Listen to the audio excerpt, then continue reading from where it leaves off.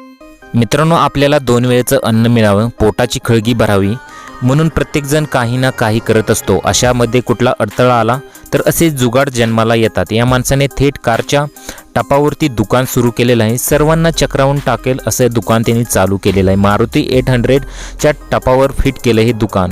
नक्की व्हिडिओ काय तो बघा आणि चॅनलला नवीन असाल तर जरूर सबस्क्राईब करा।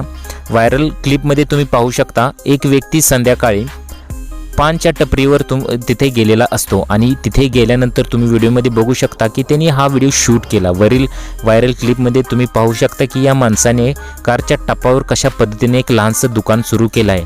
टपासारख्या दिसणाऱ्या दुकानात पान, तंबाखू, सिगरेट, बिस्किट अशा लहानशा गोष्टी पाहायला मिळतात। या माणसाने कारच्या टपावर एक लोखंडी टपरी बनवली आहे। त्याने टपावरचा पत्रा देखील काढलेला दिसतोय, जेणेकरून या दुकानदाराला त्याच्यात जुगाडू दुकानात जाता येईल।